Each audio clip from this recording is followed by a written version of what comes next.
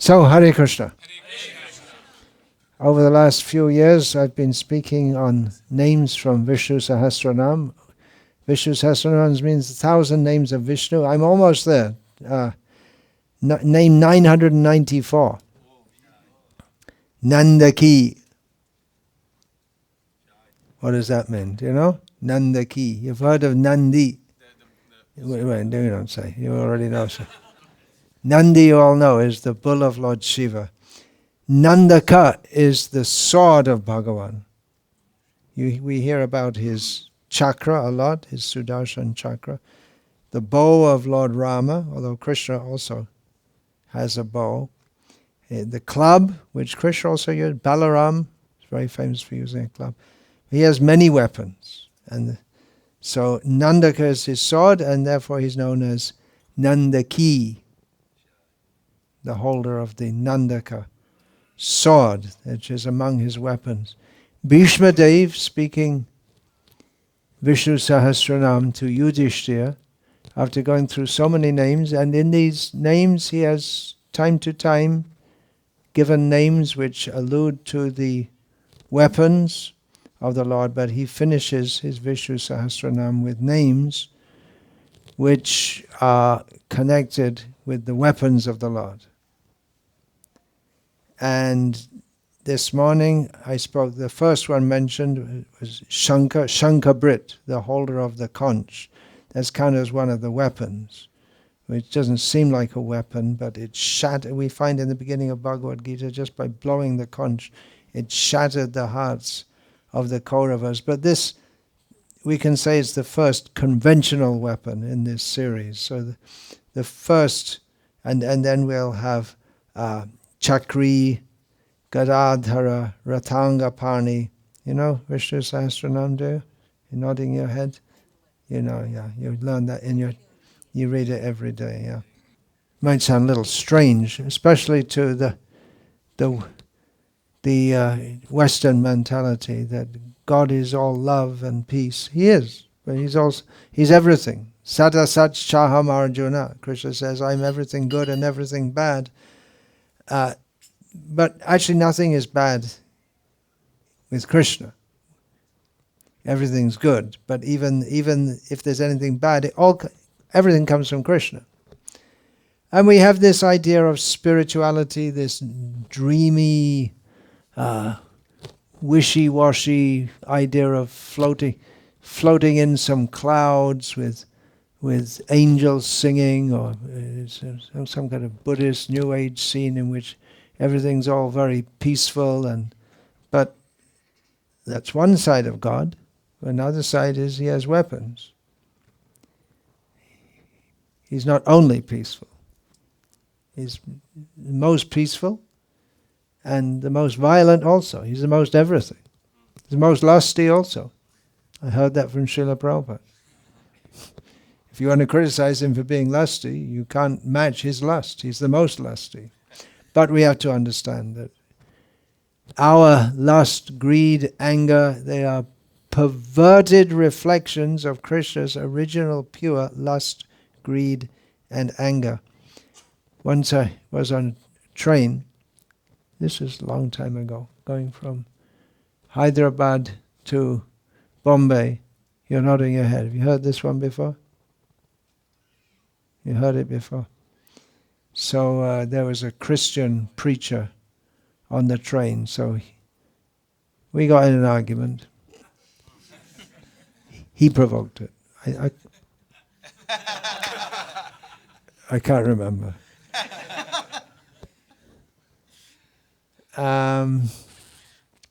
So he was saying, Jesus is the Prince of Peace, and you're Krishna, he's just killing people. Yeah, but ultimately everyone dies, right? Everyone's killed by God, whether you die peacefully in your sleep.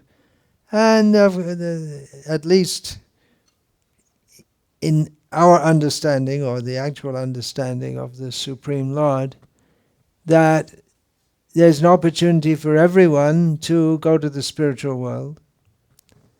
But in the Christian idea and the Islamic idea, that God creates the world in a blip of time, creates so many souls, sends most of them to hell forever, and then there's the day of judgment and it's all over. So it's just like a little whim for him in eternity. He creates everything, creates a bunch of people. Some of them go to heaven. You have to be in... How many churches are there in America? I mean, the different denominations. It's like every city has their own denomination. So unless you're in the right church, you go to hell. It's not enough to be a Christian, right? You have to be in the right church. So there may be a few people who go to heaven and all the rest that go to hell forever. So anyway, he was... That's one of the lines of the Christians in preaching in India, that our Jesus is the Prince of Peace, whereas your God is very violent.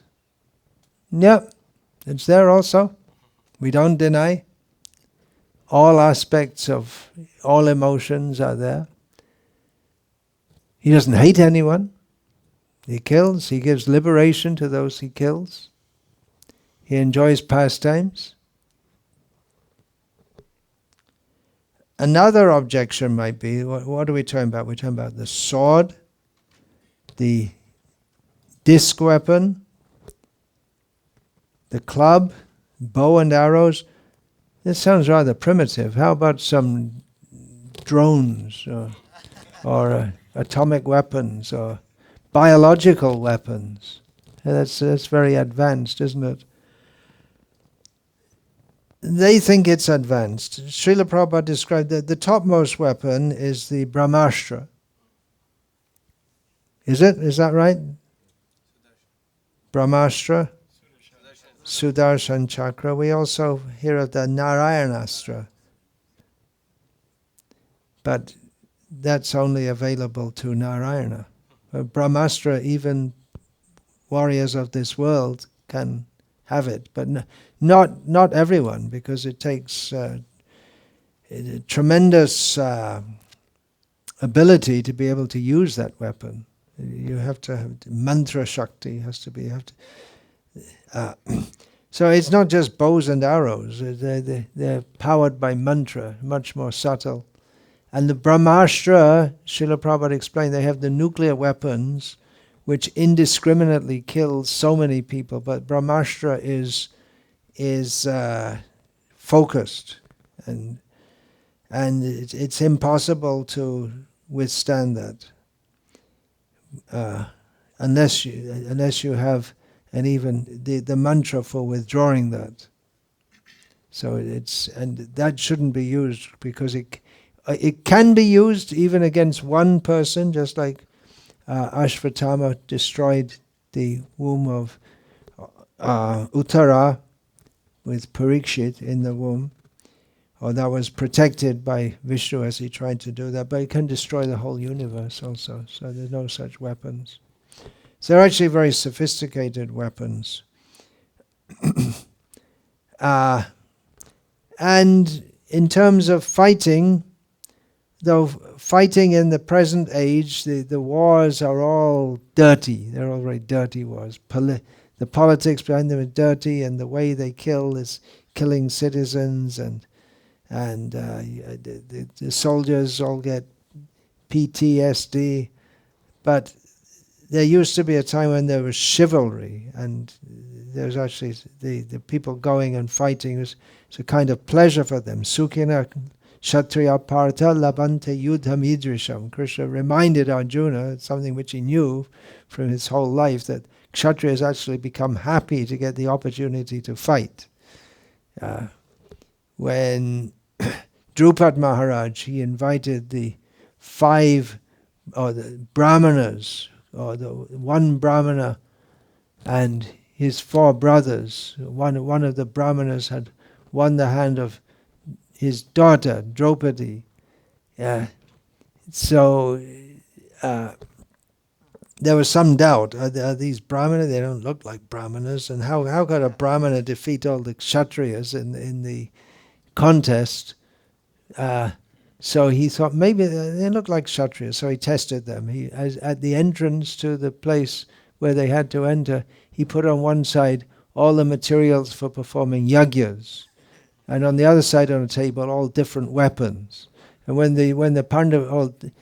Pandavas came in, they all went to the weapons, not to. They said, "Oh, that proves it. They must be Kshatriyas," because they weren't attracted to the paraphernalia for performing yagyas. They were attracted to this yagya, the weapons. So Nandaki, we've all Nanda. We have Nanda Maharaj, Nandi. What is all this about? Ananda. It's all about Ananda. Nanda means pleasure, and Ananda means stressing, more pleasure, bliss. So it means pleasure. And this name, Nandini also. Any Nandinis here? No, it's a common name. Huh? None here. So pleasure means that Krishna thinks of his sword as the one who will keep me happy. He's happy. Because also, Sukhina Kshatriya Parata Labante Yudhamidrisham. Krishna also, in most of his avatars, takes the form of a Kshatriya, because he has to do Vinashayata Dushkritam. So he comes as if a Kshatriya. So he also enjoys fighting, and he does that with his weapons. Actually, he doesn't use any weapons until he comes outside Vrindavan. There's plenty of killing before that. He may use some makeshift weapons, like the tusk of the elephant he kills. He kills the elephant, and then he kills all the mahout and all the others around. But his weapons don't appear until Jarasandha first appears. And then that's really his shift to the Vasudeva feature. Then all the weapons just appear in the chariots for Krishna and Balaram.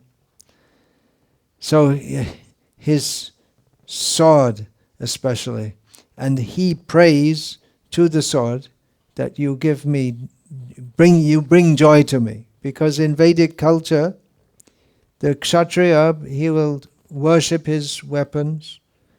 The mridanga, before you play mridanga, you're supposed to say some mantras in praise of the mridanga. Even we have the Vishvakarma Puja. The artisans, they worship all their instruments because they understand that everything is personal, and the instruments that you're using. In carpentry, you used to see the Indian carpenters that sit on the floor and do their carpentry, and they'd make wonderful things just sitting. No, not so much fancy equipment, but they'd have hammers, chisels, all these kind of things. But they know that the energy which is in it's not I'm doing this, but I have to take help from this, and there's the God behind this, behind everything. How does the chisel? Well, what's the word for chisel? Sanskrit? Anyone? You sing it every day. Shila Tanka. Nakala. His nails are like chisels. Yeah. There you go. You learned something, huh?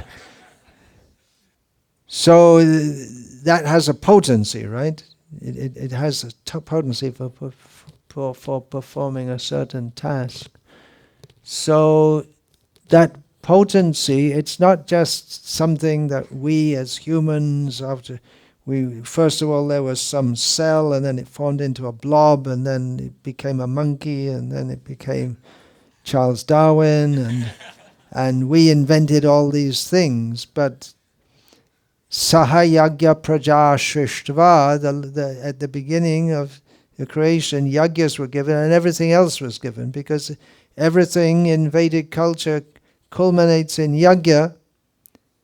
And we're talking about carpenters. They also have their role to play in a yajna. In a major yajna, they have to make the mandap and the yajna shala and the yajna bedi, all these things.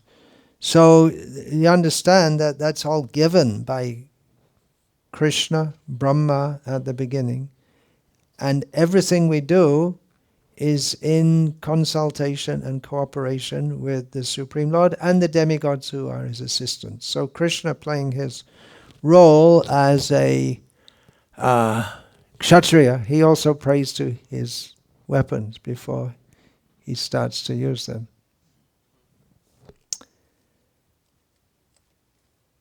Now, all these weapons, they come to Krishna in his pastimes. They're his eternal attributes. But they come to him as if they're being given. What happened, or they come to him during his pastimes. He's not born with weapons. We know Karna was born with his armor, but Krishna's weapons, they come to him or they appear to him. Agni Purana describes that Brahma was performing a sacrifice on Mount Meru, and there was 100-armed demon called Loha. Loha means iron, right? So his name is Lohasura. And this demon with his 100 arms was causing all trouble and obstructing the sacrifice. Then Vishnu appeared from the fire, grabbed the sword from Lohasura, and then Lohasura brought his mace, his club, and there was a fight going on, and then there were so many demigods with Brahma, and this Lohasura was smashing them all. And then Vishnu killed this demon with his own sword and cut his body to pieces, and they fell down on the earth due to their contact with Nandaka, who's the original iron weapon. The severed parts of his body, they turned into iron, and Vishnu blessed this demon that his fallen body parts will be employed for the manufacture of weapons on earth. So there you go. They talk about the Iron Age, right? The Iron Age, where they discovered iron, but nothing discovered. When was the wheel discovered? That's considered to be the beginning of civilization. They can't find out who invented the wheel. It's never invented. It's going on. Krishna gives it. There's this idea we're all barbarians. Our ancestors were all barbarians running around, but this we have at least those who are born in the high-class families in India, they can trace their ancestry to Brahma, and then through Manu. It's not monkeys, or whatever they say nowadays. We don't hear so much about the sword of Vishnu or Krishna as we do about the chakra, which is used by Vishnu in his various forms. Rama's bow. Krishna also uses his bow sometimes. Rama also uses sword occasionally. It'll come up in the next few names. We'll talk about all these things. Even in the iconography, in the paintings and the deities of Vishnu, we don't often see the sword, but sometimes. Not very often. In Shastra, this sword, the Nandaka, is described as being blue with a gem-studded handle, and usually, if it's shown in the forms, the deities of Vishnu, it will be when he has more than 4 arms, because generally his 4 arms very famously hold the Shankha Chakra Gada Padma, which means the conch, the club, and the lotus, Shankha Chakra Gada, and the conch, the club, the lotus, Shankha Chakra Gada Padma, Shankha, the disc, yeah.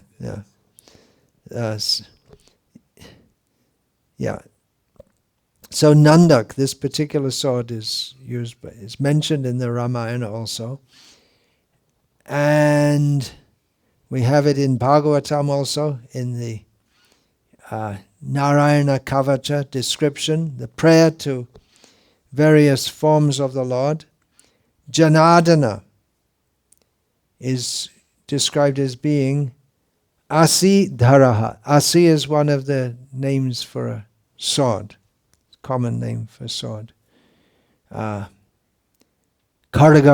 is another. They're different kinds of swords. So in Narayan Kavacha we have Pratyusha Isho Siddharo Janardanaha. May I be protected at the end of night, in that period just before dawn, by Lord Janardana, who carries a sword in his hand. Asi Dharaha, carrying a sword in his hand. Also in Narayana Kavacha,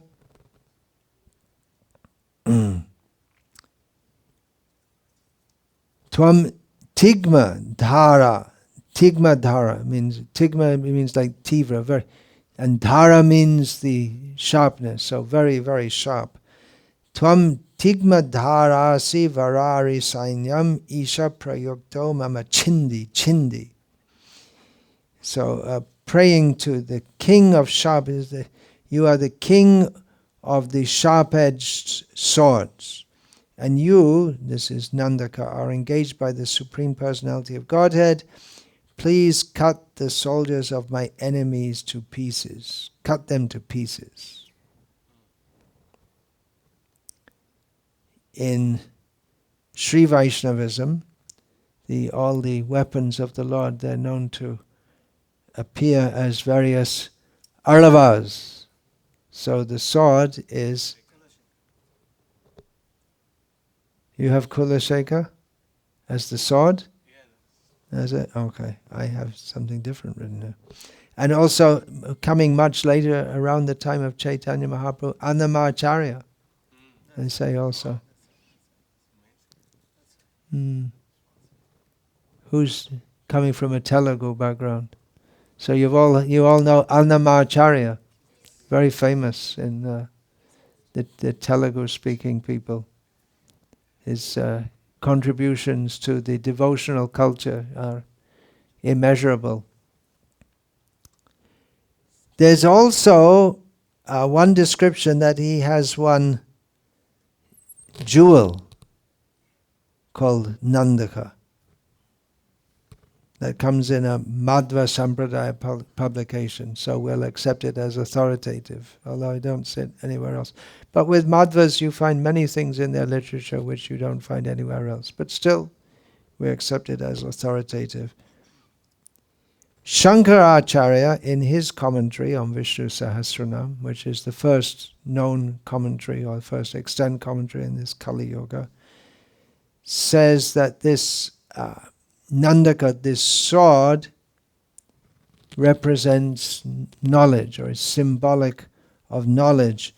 And Baladev Vidyabhushan, who is our Gauriya Vaishnav commentator, he says the same thing. In Vishnu Purana, it's stated that Nandaka, the pure sword Nandaka, represents jnana, which is derived from vidya. Now often these words jnana and vidya, they're used interchangeably, but here jnana, which it can mean any general knowledge, but especially when in Gita and in the Upanishads, jnana particularly refers to atma jnana. And in the Vishnu Purana says that this jnana, which is represented by Nandaka is is derived from vidya, which means, well, from our platform, we're in ignorance. We have to get knowledge, and then we come to the platform of realization. So the realization, or the wisdom, philosophy, and then from that comes knowledge. There's information and there's knowledge. They're not necessarily the same. They're equated as the two same things in this materialistic culture. But information and intelligence on one side and wisdom are not necessarily the same thing. With this whole Western civilization, with this whole American culture, what they call American culture, it's taking a lot of intelligence to develop it all, but there's no wisdom. There might have been at some point. Actually, the original people who they did their genocide on, they had a lot more wisdom. It seems that definitely there's wisdom, or the kind of knowledge that Krishna talks about in Bhagavad Gita. Sattvam sanjayate jnanam. From sattva guna comes knowledge. So there's no trace of sattva guna in America. So what they have, their knowledge, she vidya abidya jani. This jaro vidya jato maya bhaiva tomar bhajane baddha. Moha janamya anitya samsare jeev ke kare gadha. Is Bhaktivinoda Thakur's lamenting that I spent my youth acquiring knowledge, but what is this knowledge? Mundane knowledge. What is it? It's simply an obstruction in the worship of Krishna, and it makes the jiva into an ass. Because you pile up all this information in your mind, but it just presses you down into hell, or you're just carrying something uselessly. You're just useless. So he says, now I know that which I considered knowledge is actually ignorance. It's accumulated ignorance.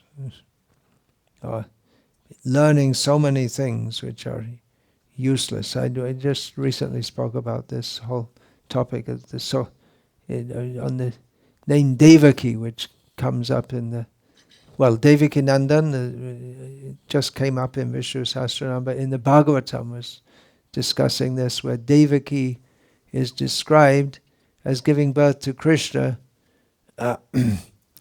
just like the Vedas give birth to knowledge. So I was discussing this, the famous story of the boatman and the scholar. Do you all know that story? Boatman and the scholar. It used to be, everyone knew that, right? We used to do that as a skit, drama skit, and very well known. So, all right, I'll tell it again as you don't know it. So the boatman, there used to be in various parts of India, in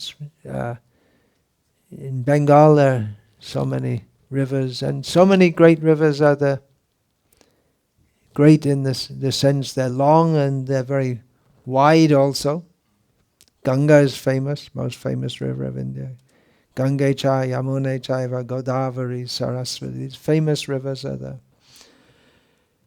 In Kerala and South Karnataka coast, there are also very wide rivers, but they're not very famous rivers because they're not very long.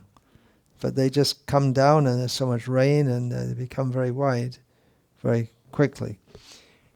I remember seeing once at Bhagalpur in Bihar in the rainy season, seeing the Ganga.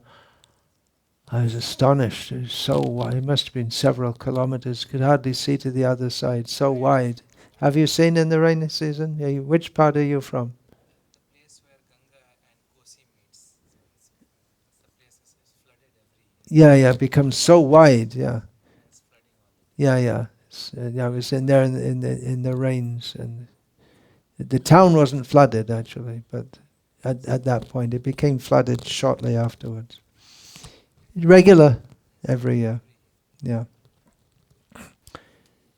So crossing rivers means you need a boatman, right? You need someone to row you across. Even if it's, unless you're a yogi, and then you can just walk across. That's another story. Well, Padmapad is one, but I was going to tell another one. Actually, there are several. There are so many like this. But one young boy left the village, and he came back after 20 years. He went away, became a yogi in the Himalayas. And he came back and said, oh, he became a yogi. What you can do? Well, I can walk across the water. Really? And the rivers there, he walked across and walked by everyone. And one old man in the village said, well, that's worth 2 annas. Because that's what you pay the boatman to go up and down. What's the use? They make a big thing, right? Jesus walked across the water.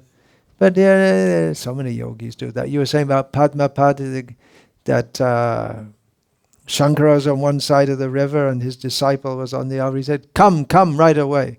So without thinking, he just started walking. He didn't think, he just started walking across the river. And lotus leaves came up, which wouldn't support anyone to walk on them. But it supported him, and he walked over and he got the name Padmapada. Lotus is at his feet in this regard. So the story of the boatman and the scholar is that boatmen are not at all educated. No, not supposed to be educated. You don't need to be. You don't need to go to school and get a certificate. Nowadays, you probably do. If you want to row a boat, you probably have to get a certificate and a diploma and everything for everything. You know. Yeah, take a loan and yeah. So, but they would sing as they often sing, especially in Bengal. They chant Hare Krishna as they're rowing their boats across the river, back and forward, back and forward, back and forward, back and forward. The same, in and out. So one traveling scholar, learned man, Dr. Frog, brilliant scholar, genuine PhD. That's Mangalananda, right? He made that song. So he came. He was a modern, educated scholar. So he was going across a wide river. So he's rowing him across, and the scholar suddenly becomes very excited. And did you see that fish? Yeah, I see fish all the time. Oh, that's called, and he gave the Latin name, and the scholar just said, well, we just call them whatever.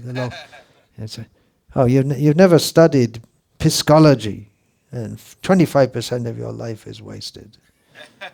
Piscology, those of you who are from Andhra Pradesh, again, may know that Annamacharya made great contributions, and a recent chief minister made the contribution of introducing fish farms, turning the rice farms, the rice fields, into fish fields, and poisoning everyone in the process, because they have to use so much chemicals, which all goes in the air. It's called development, progress. So then he saw some birds flying, the scholar saw some birds flying over, and he said, oh, very special birds. Yeah, I see them every day. So do you know about their breeding habits and their Latin names? He said, no, you don't know ornithology. You've wasted 50% of your life. Then they're getting out, way out the wide river, and some clouds are forming. He says, oh, see these clouds? And yeah, clouds, yeah, I see them all the time. Do you know the Latin name for these clouds? No. Latin, what's that? You don't know meteorology? You've wasted 75% of your life. The clouds are gathering, the storm is coming, and the boat gets overturned, and the scholar is drowning, and The boatman says, "Do you know how to swim?" "No, you've wasted 100% of your life." He doesn't know Krishna. He knows this ology and that ology. He doesn't know Krishna. So, we need knowledge. Varaha Purana describes Nandaka, the sword of Krishna, as the destroyer of ignorance. So it's very important for us to understand this. In the Bhagavatam 8th canto, another name for the same sword, Nandaka, is given as Vidyadhara. Generally we think of Vidyadhara as a class of sub-demigods, but it literally means the adhara, the basis of knowledge. Repeatedly in Bhagavatam, we have the term, I found 4 times, it comes Jnanasi, the sword of knowledge.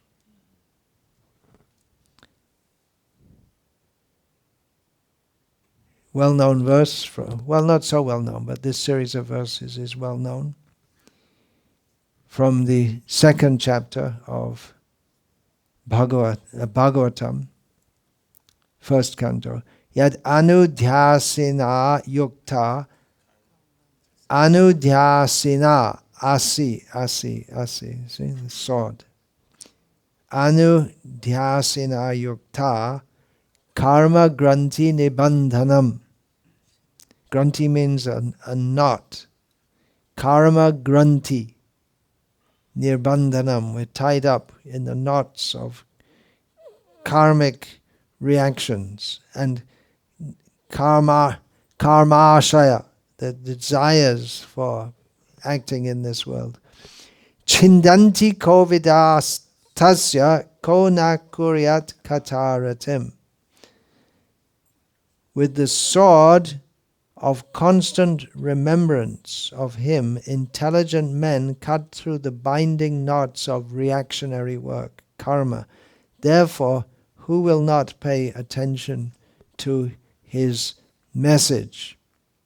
Who will not pay attention to his message? Atmaha, killer of their nose. Atmaha nivrittatarshaya rupagiyamana chota mano biramat. I'm getting mixed up. Bhavoshatat chota mano biramat tadutama shloka gunanavanam puman virajat vina pashugnat. Who will not like to listen to topics of Krishna? Who likes to listen? Who will? Someone who's fed up with material life. We can't properly hear about Krishna if we're still trying to cultivate material desires. If we're fed up with this material world, then we will take to the process of hearing and chanting about Krishna in the line of the acharyas, as is delivered in the parampara system. And we'll take great pleasure in hearing that. Again, the same question is asked. Who will not take pleasure in doing so? Kona kuryat kataratim. Who will not take pleasure in hearing? The answer is given at the beginning of the 10th canto. That persons who are killers of the Atma, killer of the, which can mean someone who's wasting their life by not being Krishna conscious, or it can mean a butcher, someone who's engaged in grossly sinful activities, and it can also mean the impersonalists who want to say that there's only one Atma, they want to destroy the Savior Sevaka Bhav, the feelings of reciprocation between the Lord who is to be served and his servants.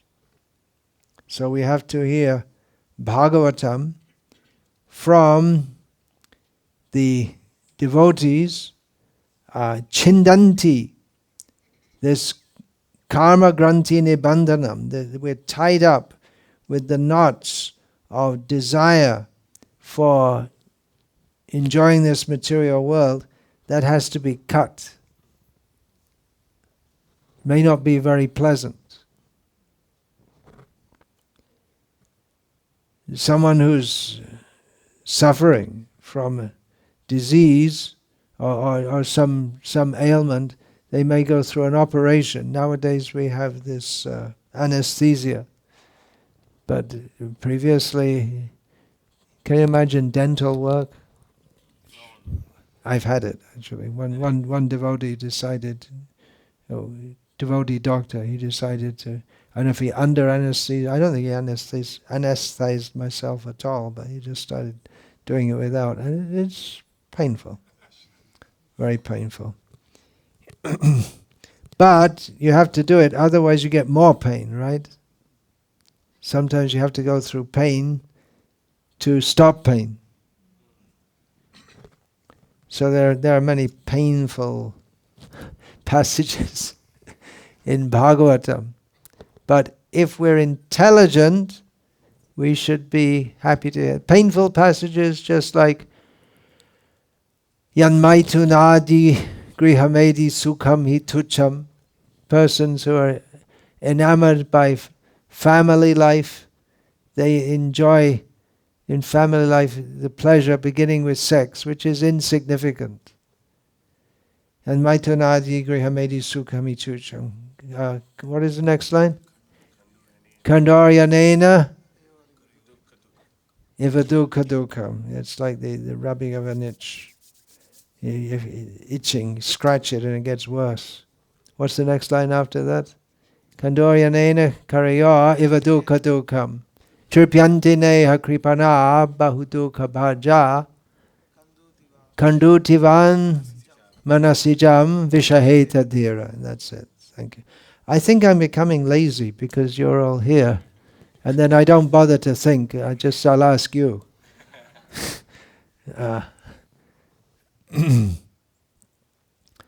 So Prahlad Maharaj's instructions, they're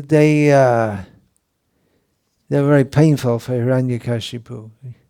He spoke this to Hiranyakashipu, more or less calling him a rascal, which he is. He's absorbed in material life, simply trying to enjoy the senses, but it's foolishness. Rather, you should become dhira, you should become tolerant and tolerate that scratching.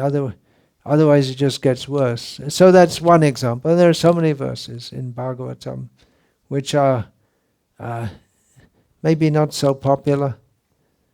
Pungsastriya mituni bhavametam tayoraho hridya grantim. Again, hridya granti. Ahu, they say. Ato griha kshetra sutabda vitari janasya moho yamaham mameti. Material life, this is what? I, me, thinking in terms of I, me, and mine. And that comes, or that is exacerbated, or made very hard on the heart by the attraction between male and female. And then, as a result of that, one becomes attached to one's home, one's country, one's money, one's children, relatives, society, friendship and love, and falls into the ignorance of thinking of I, me and mine. So we should subject ourselves to execution, being cut with the sword. Srila Bhaktisiddhanta Saraswati gave the example that a sadhu means one who cuts. And he says, just like the goat is brought for execution, for cutting. So the sadhu, he cuts those attachments. And this is directly from the Bhagavatam also, that if we're actually, having seen the nature of this world, as everything is temporary and miserable, there's the two salient features of material existence. Dukhalayam ashashvatam, anityam asukam. Everything here is temporary, and everything here is miserable. So seeing that elaborate description is given, and then, this is spoken by Krishna. Tato du sangam utsricha satsu sajeta buddhiman santa evasya chindanti manovya sangam uktibihi. Having understood that everything in this world is miserable, even if you go to the heavenly planets, you maybe have some idea of that. I think most of you are maybe born in India, is it? Many of you born in India. Yeah. So you thought when you were coming to America, it's going to be like, yes, Swarga. Janani Amerikascha, Swargameva Gariyasi. Forget Janma Bhumi, we'll go to Bhoga Bhumi, America. But it's, I never saw anyone dancing in the streets in ecstasy in America apart from the devotees of Krishna. But we find the average, and what to speak, hey, you really made it. Not just America, but California.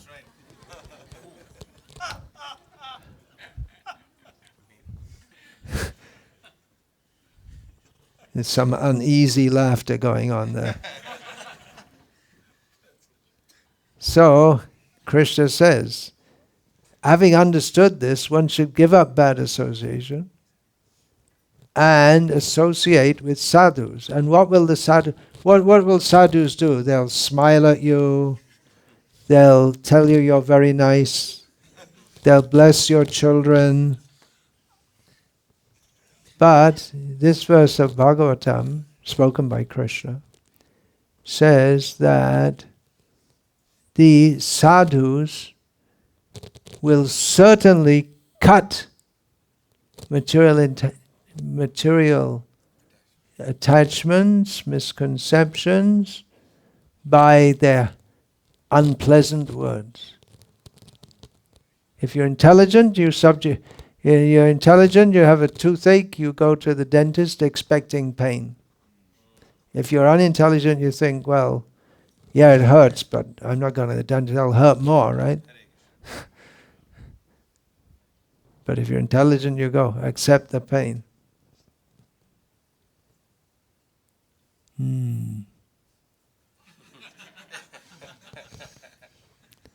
I'm seeing, we have so many Indian devotees who are very nicely practicing Krishna consciousness, distributing so many books. Very, very nice, very cultured, very pious people. And they're very happy if you come, give a talk. But there's some limit to how much they want to hear. As long as you're nice, Swami, you come in, give some blessings, say some nice things, bless them, take a donation. But if you tell them that your material life is all nonsense, rubbish, you're cultivating Krishna consciousness, you're cultivating the idea of being happy in material life at the same time, then you start to feel a little nervous. You don't like this kind of Swami so much. We like the smiling Swamis. Yeah, they don't. But this is why one should take sannyas. Because you're not supposed to. Well, first of all, you're supposed to hear from sannyasis, and they're supposed to speak these things, and they're only going to be there for 3 days anyway. Because the householders, they like the opportunity to serve them, but they can't take more than 3 days. So the sannyasis, they should take the sword of knowledge and preach with this. And not simply become, what is that Srila Prabhupada says, don't keep a guru like a pet dog. You pat the dog and the dog, ha ha ha ha. My pet guru, pet sannyasi. We should speak like this. And that's a good test, isn't it? We don't expect you. It'd be nice if you could just everyone become completely renounced on the spot. But that's not expected in Vedic culture. It's realistic also. But we should hear these things. At least we should hear these things. So that there should come a time in our life when we're getting older, and okay, we've had family life, we've been chanting Hare Krishna, been doing service, so much book distribution is going on, tremendous service. But there should come some point where we think, okay, now it's time to get detached from all these Sutta Mita Ramani Samaja. There's friends, society. Because Grihastas especially, they like social life, and they get it in Krishna consciousness. It's also there. And we're all, right, it's all Krishna conscious, but that sense that now I have to get detached from all of this and exclusively focus on Krishna, that should start to come in old age. And even Kunti is praying that she wants to be detached from her family attachments. And her family members are all pure devotees, but and your family members might be all pure devotees, but you may be attached to them in a family way, in a material way. So there should come some point in our life, and that's Vanaprastha life. Last time I was in Sacramento, we stayed at I stayed in a Hindu temple. There was just a small temple, I don't know what it was. And the priest there he'd been trained at Kangri Gurukul, Arya Samaj. Very nice. I gave a talk there in Hindi, actually. Maybe it was a little bit distant from Sacramento, I don't know. So at the end, there was an old man there, and he asked me that, well, how do you get free from Maya? And I said, why are you asking me this? What are you doing in America at this age? You're not working. You should go and live in India in a holy place. Now is the time of life. You enjoyed your life here in America and you're pious, but now you should go to a holy place. That's great advantage of India. You should go to a holy place, and you should just completely concentrate on spiritual culture, because you're going to die soon. And you have to be in fully spiritual consciousness at the time of death. And afterwards, the pujari said to me, that's very good. That's a very good point you made. He was a young man.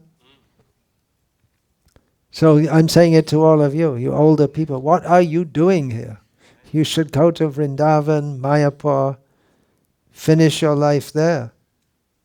That's the great advantage of these places. The Lord manifests as His holy dham, so that even if it's not so easy to get free from material attachments and material conceptions, but just He'll take us from there.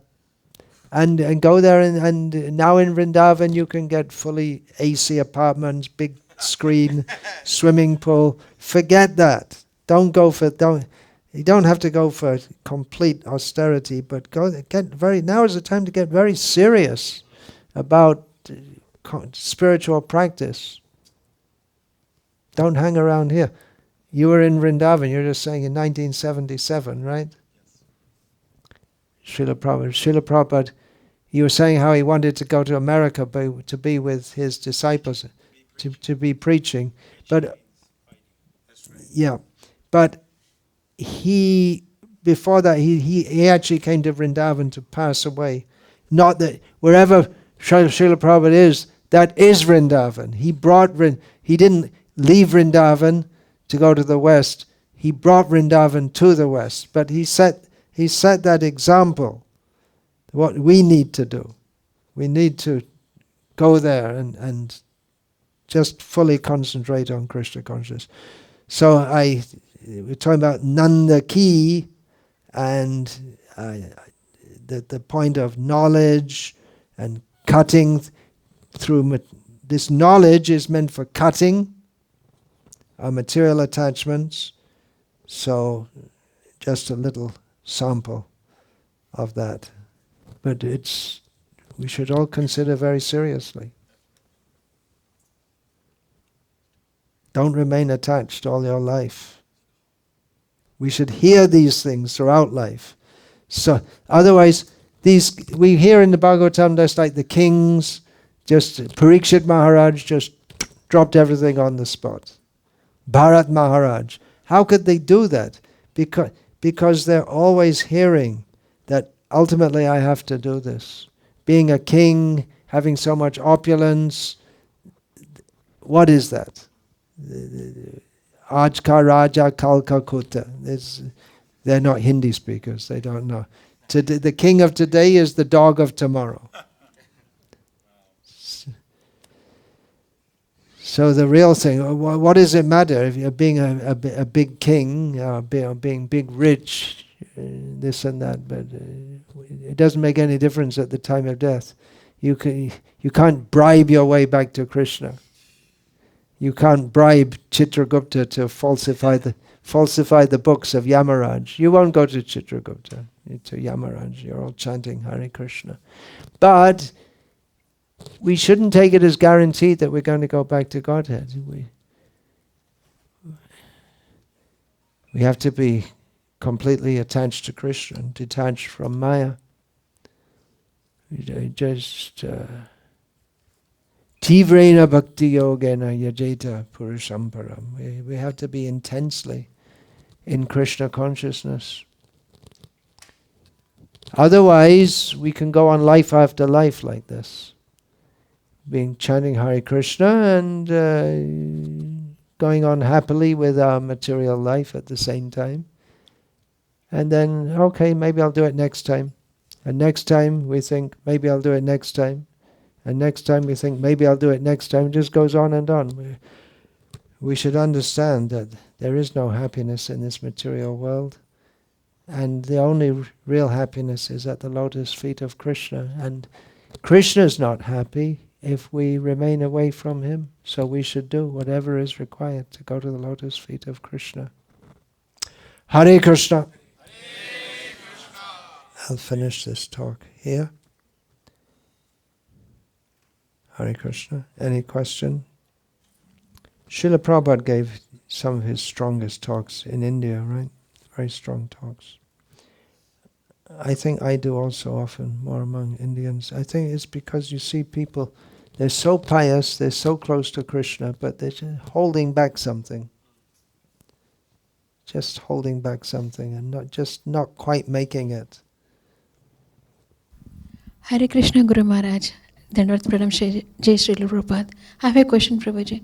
How to control our mind thoughts and while chanting, and how we should detachment family means how we have sons and daughters and everything, husband, everything. Go on with your sadhana. It's a gradual process. It may be a gradual process, and go on hearing. It's I'm talking about. I've been talking about. I didn't use the word detachment much, but more or less I was talking about that. But on the one hand, we have to be very responsible for our family members. You have children, sons, you're saying. So I'm not recommending at all, not even slightly, that you abandon your children. You have to raise them in Krishna consciousness, which you're probably doing. But at this, just like Kunti, she raised her children. But there came a point where she realized that I shouldn't be materially attached to them. I have to be attached to Krishna. So we do our duties in this world, and at the same time, by hearing regularly, studying Srila Prabhupada's books, we understand that ultimately I don't have anything to do with this world. Thank you, Maharaj. I had one experience, I mean, so many times, one just sticks in my mind. I was with it was in Mayapur actually, and I was speaking with some local village people, one family, and one widow was there, and she's just saying, what is there? This whole world is just Maya. The lotus feet of Govinda is just everything. And you can see she speaks with realization also. Uneducated, but had that realization.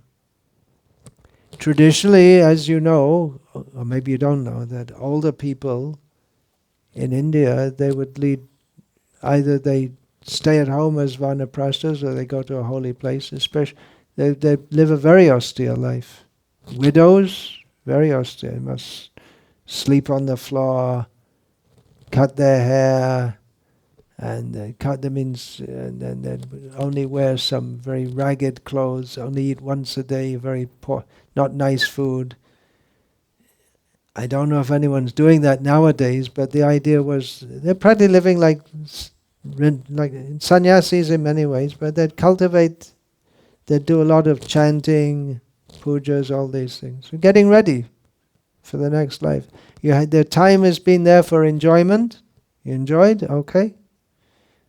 And there's a time to just give it all up and go to Krishna, that's all. Hare Krishna, Sadhar Pranam, and please accept my humble obeisances unto your lotus feet, Guru Maharaj. I have a question. In today's topic, you have mentioned about living in the holy places after some time. So my question is, I heard somewhere that if you make an offense here, it will not be that much, but if you make an offense at the holy place, it will be like 1,000 times. Yeah, Vrindavan more. But still Vrindavan is very merciful. If you commit. So it's better to be in Maya in America than be in Maya in Vrindavan. Is that the idea? No, it's not. Even if you don't make offense in Vrindavan, don't make offenses anywhere. But even if you make offense in Vrindavan, you have to take birth as a monkey, a dog, a turtle, a pig in Vrindavan. But then you get freed and you go to Krishna. So it's a good deal. Like people who are not advanced still, what is the best place, a holy place recommended for people? Mayapur. Mayapur, okay. Thank you, Guru Maharaj. And actually, we have so many holy places in the West by the mercy of Krishna.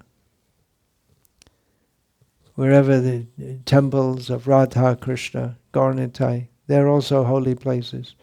But still the dhams, which we say in India, but they're not really in India at all, they have their own special potency.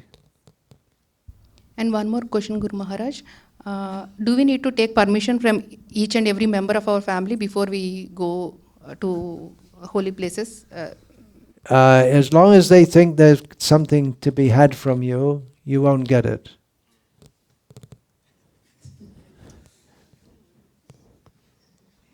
If they feel you're a burden, then they'll happily give it. Thank you, Guru Maharaj.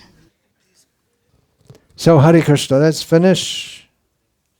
I have to get up early in the morning. All of you may not do, but I have to do. It's Vikasa Swami Maharaj Ki!